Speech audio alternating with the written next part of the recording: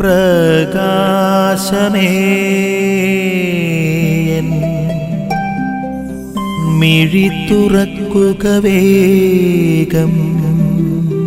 ഈശോ മിശിഹായിൽ പ്രിയപ്പെട്ടവരെ, ശിഷ്യഗണത്തോട്, തൻ്റെ പ്രിയ സ്നേഹിതരായ തൻ്റെ ശിഷ്യഗണത്തോട് സംസാരിക്കുന്ന ഈശോയെ നമുക്ക് കണ്ടുമുട്ടാൻ സാധിക്കും. പിതാവിൽ നിന്ന് വരുന്ന പരിശുദ്ധാത്മാവ് നിങ്ങളെ ശക്തിപ്പെടുത്തുമെന്നുള്ളൊരു ഓർമ്മപ്പെടുത്തൽ ഇവിടെ വചനത്തിലൂടെ ലഭിക്കുകയാണ്. അതായത് മിശിഹായുടെ പ്രവർത്തന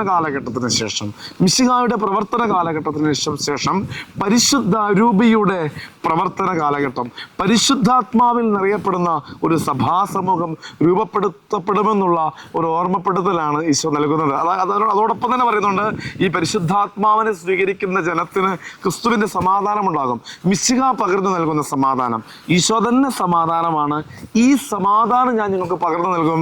ആശ്വാസകനായ പരിശുദ്ധാത്മാവ്, സഹായകനായ പരിശുദ്ധാത്മാവ് നിങ്ങൾ എല്ലാ കാര്യങ്ങളും പഠിപ്പിക്കുമെന്ന് ഉള്ളൊരു ഓർമ്മപ്പെടുത്തൽ ഈശോ ഇന്ന് വചനത്തിലൂടെ നൽകുകയാണ്. പരിശുദ്ധ അരൂപിയുടെ പ്രവർത്തനങ്ങളിൽ നമുക്ക് വിശ്വസിക്കാം. പരിശുദ്ധ അരൂപിയുടെ നിറവിലായിരിക്കാൻ വേണ്ടി നമുക്ക് പരിശ്രമിക്കാം, അതിനുവേണ്ടി പ്രാർത്ഥിക്കാം.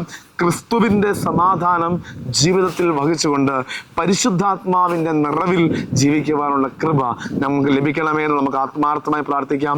പാപബോധം നൽകുന്ന, അനുരഞ്ജനം നൽകുന്ന, രോഗശാന്തികൾ നൽകുന്ന, അഭിഷേകം നൽകുന്ന പരിശുദ്ധാത്മാവ്, കർത്താവിൻ്റെ പരിശുദ്ധാത്മാവ്, ഈ ആത്മാവിൻ്റെ അഭിഷേകം നമ്മളിൽ നിറയട്ടെ എന്ന് പ്രാർത്ഥിക്കാം. ആമേൻ. നിൻ വഴിയേ നടക്ക